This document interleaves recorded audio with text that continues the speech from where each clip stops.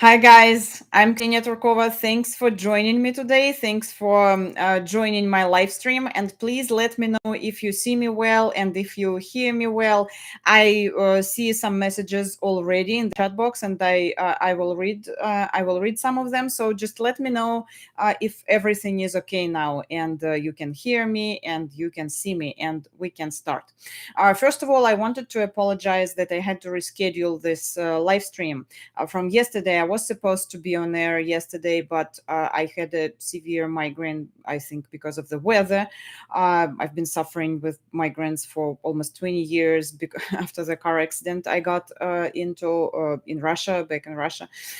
So when I have a migraine, I'm not capable of anything, and it's extremely difficult for me to look at the screen and to read anything and to talk because the speech is affected. So I won't spend time waste our time to explain you how the migraine looks. So because I think some of you know that. Okay, let's check. Signal is clear and loud. Okay, thank you so much for letting me know that everything is fine. I see some messages already. I wonder if Ksenia has an inside man in the Kremlin, and that's how she knows all the stuff. Bill says, "No, Bill, I don't have any inside man in the Kremlin, fortunately, and I don't want to." And I'm trying to avoid any official events here in DC, or related or even slightly related to some official structures or organizations in DC. And we will talk about it today. Why?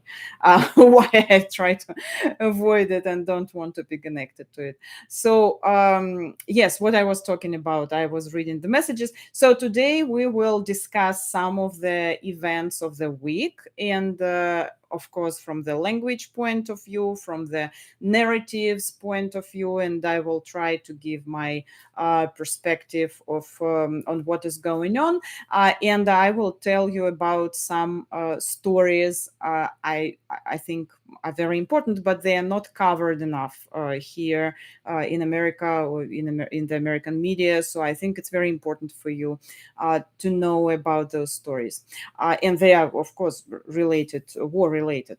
So let me start with something that happened last weekend, with my colleague, with my VOA colleague, Alexei Gorbachev. We worked together for the Russian service of VOA, and he's usually covering all the demonstrations or protests, mass protests connected to the war in Ukraine. Different protests in front of the Russian embassy, and so on. And so he came up with a very neat idea to go to the Russian Cultural Center in Washington, D.C. Last weekend. Why last weekend? As you know, last Saturday was 500 days of war. And there was a special prayer in the Washington Cathedral in DC, and there was a rally to support Ukraine. So different events were happening. And meanwhile, in the Russian Cultural Center in DC, they were celebrating on Saturday. They were celebrating the Day of Family, Love, and Faithfulness. It's a what the heck is that? That Day of Family, Love, and Faithfulness. So it's a pretty new holiday in Russia, established by Mrs. Medvedeva, former first lady and Medvedev's wife. You know, Medvedev was full of love. We can see by his Telegram posts, but he was different back in the time. So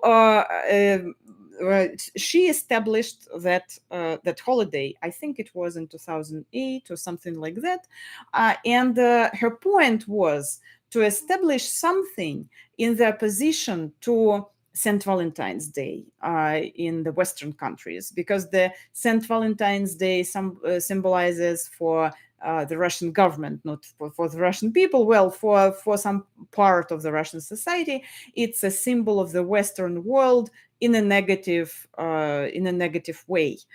So it's not about your soul. It's about commercials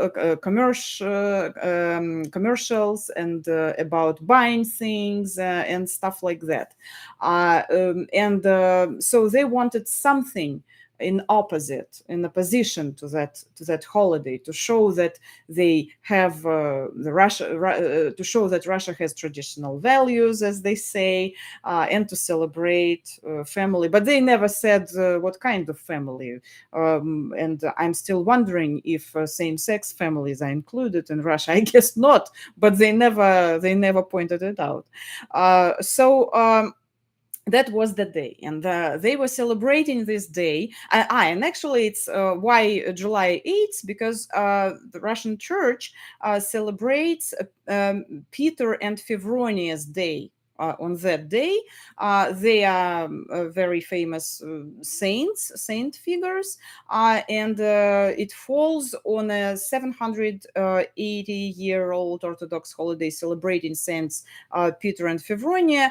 The prince and princess of the ancient city of Murom, Russian city, near Vladimir, and they were canonized in 1547. So the story of Peter and Fevronia is a traditional they lived happily ever after story, with fairy tales, with symbolism, riddles, etc. And you can find it. I won't waste my time to tell you all the story, but you can find it, Peter and Fevronia. But it represents, the idea is that it represents traditional values for the Russian government and for Russian politicians and for Russian people. So why did they need a new holiday? They had enough holidays already to celebrate, like International Women's Day, and on February 23rd, which is a Soviet Army Day, they usually congratulate Russian men. So why did they need us? And St. Valentine's Day as well. But as Russian Patriarch Kirill once said, February 14th, Valentine's Day, is the day of those in love, and being in love does not necessarily guarantee love, no family, nor, for that matter, faithfulness. End of quote. And for them, it's an important day. So what happened in the cultural center? My colleague Alexei Gorbachev came to the entrance of that center, and he was meeting people who were entering the building. With flowers and all dressed up, because they were going to celebrate the day of love and faithfulness. And he wanted to ask them what they thought about the war in Ukraine. Like, do you know you are celebrating the day of love and you are full of joy or whatever? And do you know that today is the 500 days of war? And what do you think about the war in general? And what happened? Most of the people, they just refused to talk. They were like, I don't want to talk about that, and they just went away, or they were trying to avoid. So they felt very, very uncomfortable, and they didn't want to talk about that at all. Even one Russian priest, he met a priest, and he was trying to talk to him about that, and the priest refused to talk about people and children who were killed during the war, and it was also sad to see that. But one woman, while he was asking her a question, she attacked him. She said, first of all, I don't give a shit. That's literally what she said about people, Ukrainians, died during that war. And after that, he attacked him physically. You can find this short video on my channel where you can see how she is attacking him. So she attacked him and she broke his microphone. And that's a real face, a true face of a Russian Putin supporter or war supporter. That's how they are. That's how they look and behave. They are aggressive. They don't give a shit about other people's tragedies, and it's very important to show that. Although it was apparently dangerous to go there and to ask those questions because the reporter was attacked, but I think it's very important to show that. Again, you can find this video on my channel and on VOA and different resources because it was today it's everywhere. It's everywhere, and a lot of on a lot of media in Ukraine as well, and they discuss what happened. And actually it's also important from the point of view that we have here in Washington DC a lot of Russian people who aggressively support the war, aggressively support Putin. And some of them, they just don't express their thoughts because they understand that it might be not a good moment to do that. But still, we have this part of people who live there, part of the society, American society, because a lot of them are Americans. They live here for a long time, and they are not like we don't want to think about it. We are far from politics, how they say in Russia, but they are aggressive. They aggressively support the aggressor, and everything that aggressor is doing with another country. So that is a problem, and those Russian organizations are still working here in DC, and they celebrate love and faithfulness while attacking the reporters who are trying to ask the questions. And my colleague was very polite, super nice. If you see that video, I will post a link on this in the comments, and you can watch this video, although it's in Russian, but you will understand the tone. He was super nice and polite, and he was politely asking people to talk to him. But that's what happened. So let me look at your messages. Very telling story. Rude, yes, that was, but it was above rude. It was something extraordinary. Interesting. How do American Russians feel about the war? That's what my colleague was trying to ask. Also, how do the American Ukrainians feel about the war? Is there a rift between the two communities? Uh, you know, it's actually a big question, but I will try to answer briefly. But maybe I will do someday. I will do a separate video about that or record some interview because it will take a lot of time to explain it in details. But as for the Russian Americans, so there is a big part of the Russian American community that is strongly against the war, and they actively support Ukraine. I know a lot of people like this, and I would say where I live, the majority of the Russian Americans are Ukraine supporters. Maybe I'm mistaken because I don't know the numbers, and there was no such a poll, and a lot of people there just they hide their position or their political views, so I don't know for sure. But it seems to me that a huge part of the community, of the Russian American community, supports Ukraine, and they are strongly against the war. They participate in different fundraisers for Ukraine. They organize those fundraisers. They go to the protests, anti-war, anti-Putin protests. They take part in different rallies to support Ukraine. So they are very, very proactive and active. They do a lot of things to help Ukraine, and they donate to Ukrainian army and so on. But there is another part of that society. I'm talking now about Russian Americans, but there is also, people from the former Soviet countries, and they speak Russian. So there is not only we have here only Russian American community, we also have Russian speaking community. And Russian speaking community is not necessarily Russian.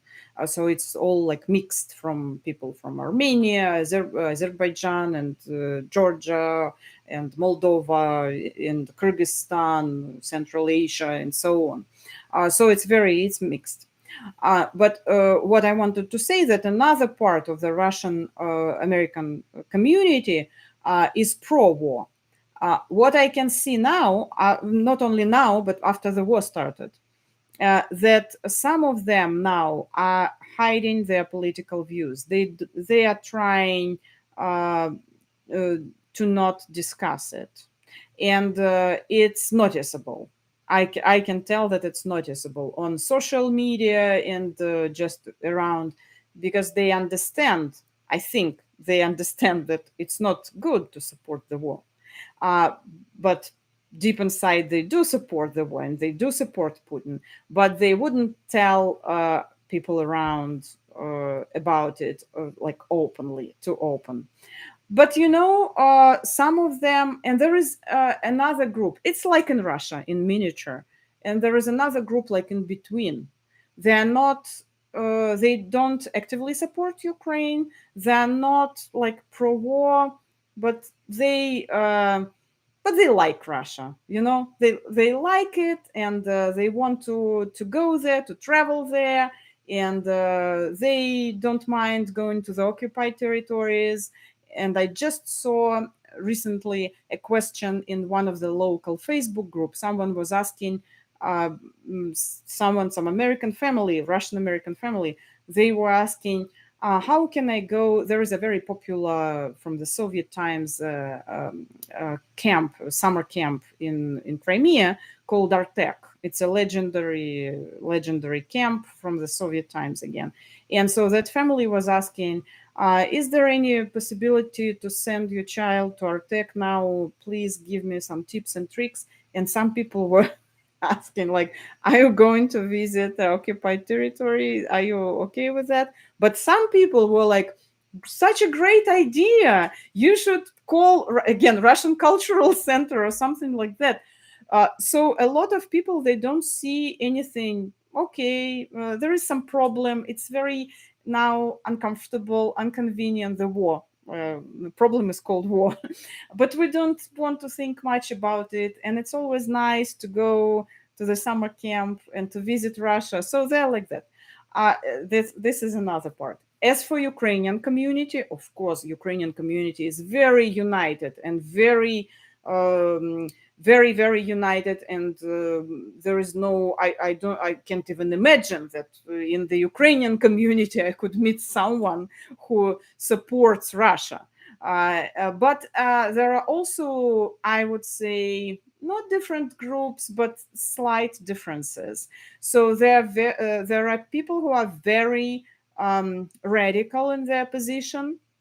They don't want to have anything to do with Russian people, Russian culture, and they're not being mean or anything, but they just say that we don't want to be on the same event, for example, with some Russian singer or some Russian dancer or something like that. So they're strongly against it, or against Russian language, and for them, for example, a website promoting some summer activities for children in the Russian language, but for even if the owners of that website and those activities, they are very pro-Ukrainian. If the website is in Russian, I know the cases. That's why I'm telling you that those people from that group, that radical group, will be concerned. They would say, we don't trust that website because it's in Russian. You don't have a Ukrainian version, or you don't have even an English version.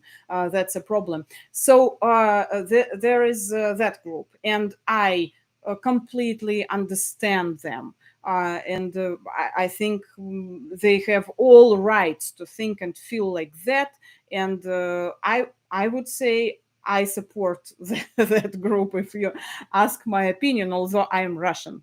So if people would say like we don't want, I'm sorry, but we don't want to have you on our event because you're Russian. I didn't have this situation, but I'm telling you, if they tell me something like that, I will understand and I will accept and I won't be offended at all. So I understand that 100%. And there is another group who are like soft, their approach is softer. And they say, well, we shouldn't, Ukrainians, I mean, well, we shouldn't punish the language. The language doesn't belong to Putin. And nothing is wrong with combining like Russian and Ukrainian artists on one stage, and we need peace, and that's the opportunity, like to show that we are united, and something like that. And you can understand like both groups, you can see the reasons of both of them, but that's how the situation looks right now. And I need to go to the next topic because otherwise we won't have time to cover it. Let me go to the chat box again. I hope you understand what I'm trying to say, but I think it would be interesting to record an interview about that with some representatives of the Russian American community and Russian Ukrainian community, and I will try to do that so you can hear it from those people, not only from me describing the situation, but from the first source. Okay. Thank you so much. Very interesting, important. Mhm. Uh, do they read and repeat Kremlin talking points?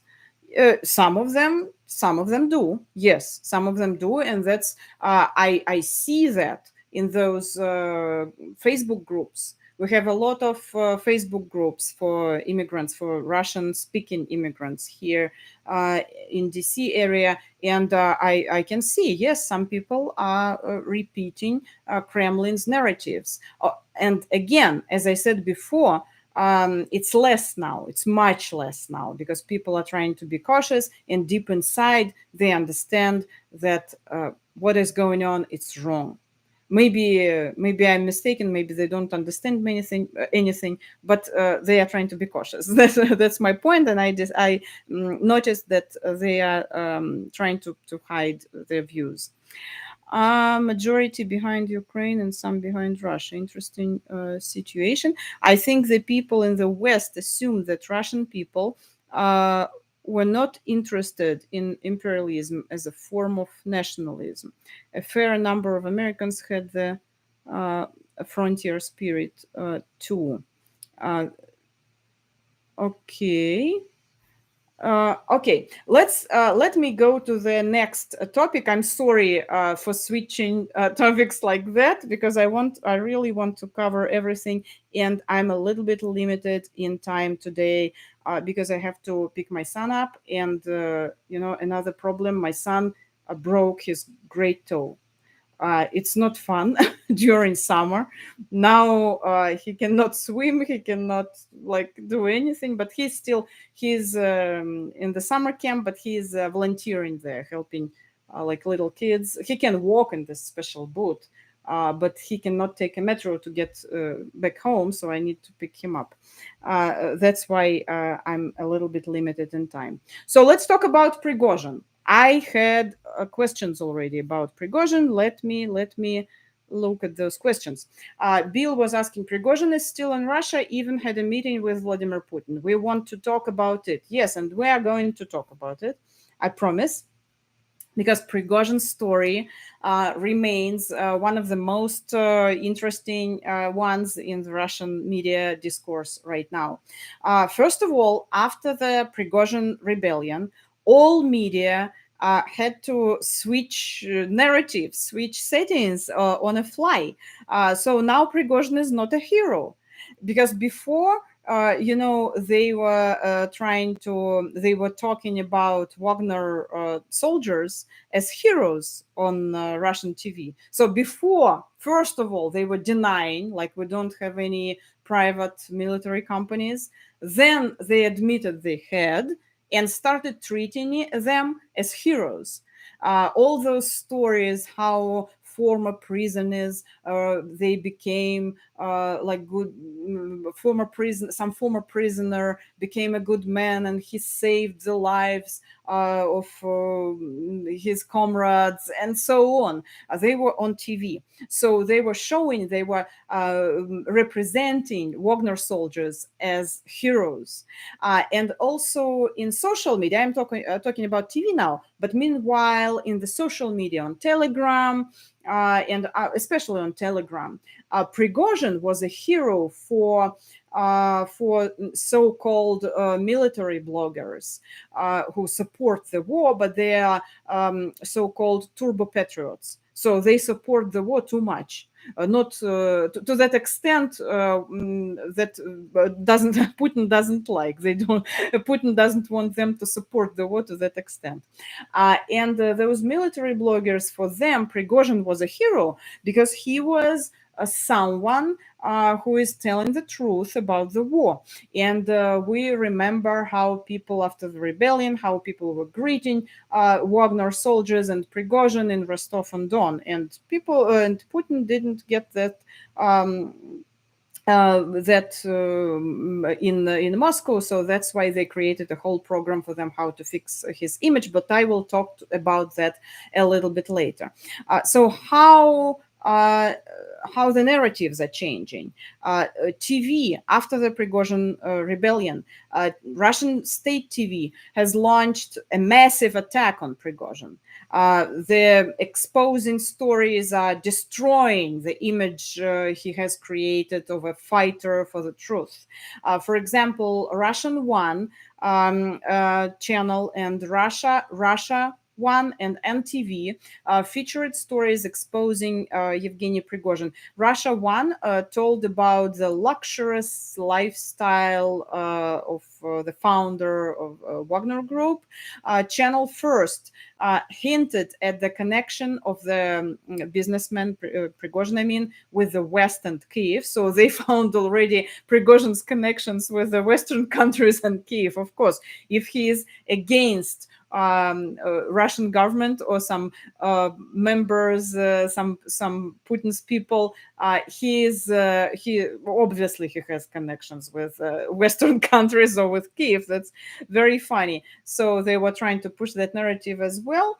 And NTV, I'm sorry. NTV recalled his criminal past. So that's the image of Prigozhin now: criminal past, corruption. He lives in a luxurious house, and he has ties with Western countries and with Kiev. At the same time, it was very absurd because before they showed those stories, there was no news about Prigozhin at all. They were silent. So can you imagine what was going on in the head of an ordinary Russian TV viewer? So he's watching the news for about like a week or two. No news about Prigozhin. Nobody is talking about Prigozhin. It seems like everybody has forgotten already. But then suddenly he switches the channel. Then they switches the channel and they see that Prigozhin is criminal. They see his luxurious house, and everybody is talking about Prigozhin out of the blue. So I think that's the craziness of Russian propaganda. So it doesn't have any logic and consistency. That's why people are going crazy. That's how it works. So when people watch this, all those feature stories about Prigozhin, they think they have a feeling they might have seen something about Prigozhin before, although they didn't. It's like gaslighting, gaslighting your audience. So it's a very strong weapon. So they just make people insane, crazy poison them with propaganda, and that's how it works. One of the instruments. So a little bit of details. The Vesti program on Russia One showed footage of the searches in Prigozhin's luxurious mansion near St. Petersburg. The footage showed that the lifestyle, Prigozhin's lifestyle, differs little from the lifestyle of the elite he criticizes. For example, the investigative reporters, they showed recently the luxurious house, the palace of the defense minister, Sergei Shoigu, just recently, last week. And so this was in contrast with before they showed those stories, that was in contrast with the Spartan interiors and modest clothing seen in the videos published in Prigozhin's channels in recent months. But now we found out that he had a luxurious house, apartment or palace. And what it reminded me immediately? Those Navalny's investigations about Putin, how Navalny showed Putin's palace, and how the independent investigative reporters from Russia are showing the luxurious palaces of different members of Russian government and Putin and people close to Putin. And it's exactly what they're doing now. They're copying this style and that narrative, and they put it on Prigozhin. It's again that tool of mirroring or projecting I was talking about. So they mirror the thing people usually say about themselves, and they put them on other people. So when in Ukraine they say Russia is shelling the civilians, bombing the civil houses, apartments, and civilians in general, civil objects, Russia immediately says the same about Ukraine, that Ukraine is bombing civilians. So they use it all the time. And now it's very funny to see visuals of that instrument. So usually we only hear that or read it in words, but here we see the visual. They show the same thing about Prigozhin. To maybe Putin is trying to get rid to distract the audience, because recently people were talking about his mansions and palaces and special trains. I will talk about it today. And he wants to distract the audience and to make them look at Prigozhin from that point of view. So they tell people that there is a house, a swimming pool, covered parking lot, expensive cars, a basketball court, and so on. In the footage shown, viewers saw marble floors, winter garden, billiards, bundles of dollars, gold bars, weapons, and suspicious packages with white powder. And on Russia One channel, they also noted that Prigozhin's children live in expensive homes and they own businesses, exactly as investigative reporters tell us about Putin. They say that they were able to become rich largely thanks to their father, again, Putin's children, and it's just like copy paste. The author of the story claimed, adding that Wagner's company could have received more than Prigozhin could have received more than 1.5 trillion rubles from the budget. This exceeds the amounts previously mentioned by Vladimir Putin. That's a very funny thing, that Putin mentioned one amount, and the propagandists on the TV channels, they multiplied that amount and gave the viewers a different number, just to so it can sound more like powerful, and it's interesting that at the same time the information about Putin's special train appeared. Special train, have you heard about that? So recently leaked documents suggest that the sport health wagon is used by none other than Putin himself. The dossier center, that investigative center, says the leaked documents came from an insider in Circon Service, a Russian company tasked by Russian Railways, the state-owned rail operator, with outfitting the cars intended for the service of the Russian president. Among the parts of the train detail this car. So it's a they have. I'm sorry, I'm reading that quote from the description. So. So they mentioned that Putin in that health sport wagon, he has a hammam, and he has some cosmetologist cabinet, spa on wheels, and luxurious gym, and so on. And but the most important part was TV. I talked to the reporter who made this investigation, and he told me the details. He said that the most important part for Putin was TV, to install the TV system in that special train in every car, so he could watch all the state TV channels. So Putin here enjoys life in spa, hammam, or luxurious gym, while watching those propaganda channels and enjoying it. Apparently, I don't know. But let's go back to Prigozhin. You mentioned that Putin and Prigozhin met, and that's true. So from today's news, we know that he met Putin, they talked, and Putin said he would find jobs for the Wagner guys. He promised employment. So again, it's very absurd. We don't understand what happened. He just recently he called Prigozhin a traitor. He said it was a betrayal. And they launched that company against Prigozhin on the Russian TV, that massive attack. And now he's meeting Prigozhin, and he talks to him, and he promises employment to the Wagner guys. What is going on, and why is Prigozhin allowed to stay in Russia? So first of all, they lied again. Which is no surprise. Putin's spokesman, Dmitry Peskov, he said on June 29th, remember that date, I don't have such information about whether Prigozhin was in Russia. He has, I don't have such information.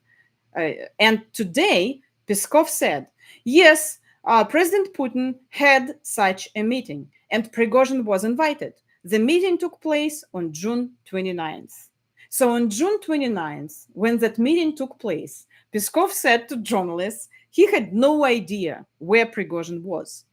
Again, no surprise, we know they lie. And we caught them on lies. So why was Prigozhin allowed to stay in Russia? Probably the right answer is that he hasn't still done something according to the deal they have with Putin, and there is definitely some deal. But Russian propaganda they cannot admit that they have some deal between Putin, Lukashenko, and Prigozhin. So the line is taken to portray Prigozhin as a silly clown with a tasteless house, all those wigs and funny pictures. And if he's like that, who bother? So what if he shot down airplanes? He's a clown. It's not serious. It's not very logical, yes, but for lack of a better one, it worked. So there is another narrative about Prigozhin. They have Russian viewers, Russian audience has a choice, a big choice. Prigozhin is a criminal. Prigozhin lives in a luxurious house. He's a thief. Prigozhin is a silly clown with all those wigs. Or you can choose whatever you like. They have such a choice on Russian TV. And by the way, the majority of military correspondents of federal channels and mass media did not comment on Putin's meeting with Prigozhin. Again, there is silence. So sometimes they give news when they need to and want to, news about Prigozhin, and sometimes they don't. So again, it can drive people crazy And I don't understand what I wish I could get into the head of an ordinary Russian TV viewer and see what is inside. Because it's crazy when you don't have any continuing, any consistency of the story, and all of a sudden some ending of a story comes up, or some middle of the story comes up. So it's just I don't understand how people feel about that, but apparently they got used to it, and they consumed it. So, however, a number of pro-war bloggers, turbo patriots again, were outraged by that meeting, because Putin, before he said Prigozhin is a traitor, it was a betrayal. And also, they were asking, for example, will Putin accept the widows of the killed pilots, or it's different, we don't understand? Some bloggers asked. And in particular, Igor Strelkov Girkin, former head of the so-called defense ministry of the self-proclaimed Donetsk Republic, wrote. So a lot of people, pro-war people, were outraged by that Putin Prigozhin meeting, and they didn't understand why they met. So I think we will understand it later. Again, there is some kind of deal, and we will understand what it means. Also, a couple of words about Putin's image and how he's trying to fix it. But first, let me go to the chat box again. Okay. While the troops were on the way to Moscow, he had power. What is it keeping him safe now? I think I answered that question already. I think there was some deal, but we don't know the details. And Prigozhin hasn't finished that deal yet. So Putin is waiting, or I don't know. That's why he's still safe and he's alive, because Putin needs him for something, but we don't know what exactly. Who is protecting Prigozhin now? I don't know. I think I answered some of those questions about Prigozhin because they are very similar. So it's basically Prigozhin's pull until he arrives at Turkey's part, and then it's the Black Sea. I get it. Okay, Putin taking a page from Trump's playbook with the TV. I think Putin outdone Trump, and actually long before Trump became a president. You know what, with that propaganda machine. Prigozhin had a basketball court. Okay. Yes, that's what they showed. We don't know whether it was Prigozhin's house or not, but they showed it, picturing Prigozhin like that. It's an interesting question. I doubt Kremlin wants to even mention Telegram and draw attention to it. As I said before in my live streams, Telegram remains one of the less controlled by the government channels, communication tools, and that's why Telegram might be a problem. The Kremlin is trying to control it, but they cannot fully control it. Okay, Prigozhin definitely has worked with many intelligence services. He is an information broker. Okay. Isn't Telegram a Russian-owned site? Okay. Yeah. Maybe Putin will hand power to Prigozhin like he was handed power from Yeltsin. I doubt it. I don't think he wants to hand power to Prigozhin. And to be honest, I don't think Putin wants to hand power to anyone. And especially Prigozhin now. And Putin now, let's go to the next topic, is very concerned about his own image. Because after the Prigozhin rebellion showed Putin as a very weak leader, and that tanks can go almost to Moscow, and he had a problem very close to Kremlin, like physically, geographically, and everybody says, all the experts in Ukraine or independent Russian experts, Western, they say it was a moment of weakness, of Putin's weakness, and it showed Putin as a very weak leader. So now he wants to restore that image of a strong leader, of a powerful leader, of someone who people trust and who people love and adore, and that's why he went to Dagestan. I talked to some journalists who did a small investigation, like mini investigation about that, and they say there is a whole program. They created the whole program for Putin, a plan how to restore his image. And they had to come up with some ideas very quickly after the Prigozhin rebellion. That's why they decided to organize Putin's meetings with businessmen, Putin's meeting with military bloggers. You remember that, and I think we talked about that. And also, it was like very, very quickly. In the next few days, he went to Dagestan, where he was hugged and kissed by the crowd, which is very unusual for Putin, and that's why people. That's why it sparkled the rumors about the double body, and. So that's it's very, very unusual for Putin, who is paranoid about getting some viruses, and you remember his long table and so on.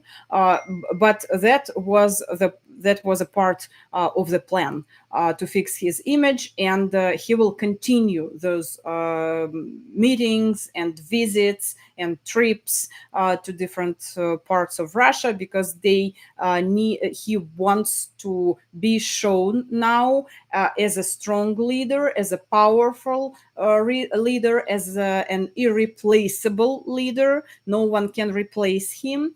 That's why he needs to quickly fix his image. I don't know whether it helps or not. We'll see, but that's what he's trying to do now. And the last story uh, I wanted to share with you. Putin or his double. Again, Cheryl, I don't know. There are some rumors that he has a double, or maybe several doubles. Who knows? But it was very, very unusual for him. That people kissed him, and he hugged some people, and he let people.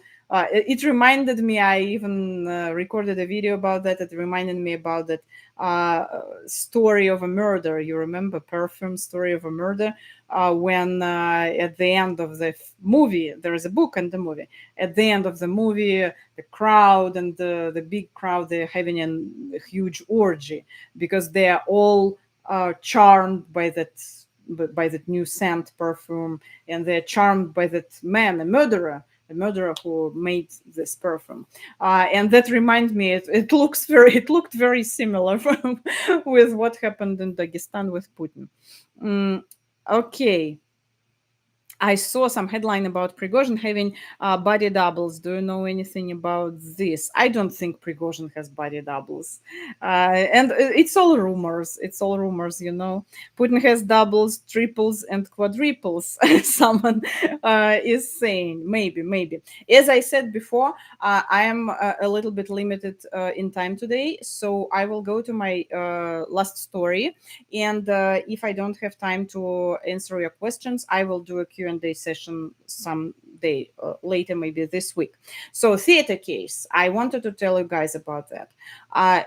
First of all, have you heard about theater case and about Zhenya Berkovich, Russian theater director?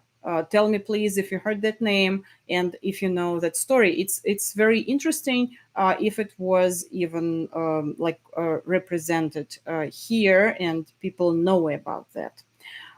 Okay, let me check the chat. I don't have answers yet, so please let me know if you have heard that name.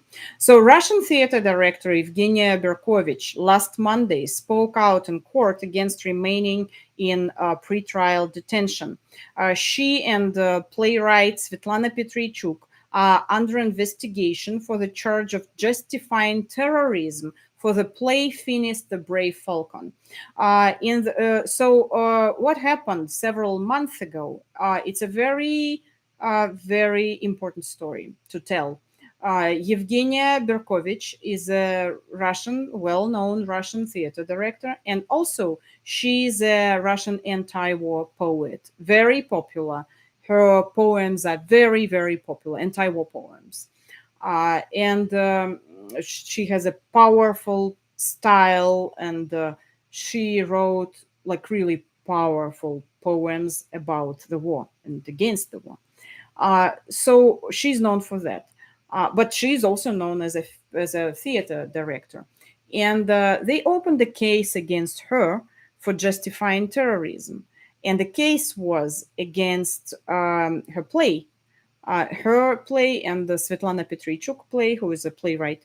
Um, and that play tells the stories about Russian women who fell in love with the ISIS members and went to Syria. So it's a story about terrorism, but about how awful terrorism is. It's not about justifying terrorism at all. And the proof that actually people liked and understood that story is that they showed that play in the Russian prisons for prisoners as a piece that justifying the opposite, that terrorism is bad, terrorism is opposite.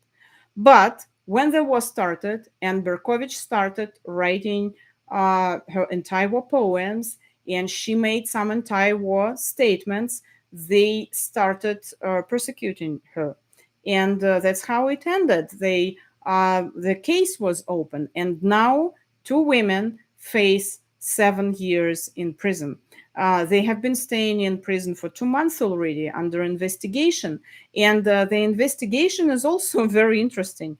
So their case is based on so-called destructology expertise. So destructology is the science that is not existed. And they made up that science, that discipline in Russia. So there is no such a discipline, destructology. But there are like a couple of people, actually one person only represents the destructology science. And those people, I guess it was just they were asked to do that.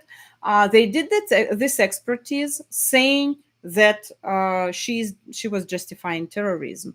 So all case is based on a fake expertise and fake discipline, fake science discipline. So you understand what it's all fake, like from the beginning.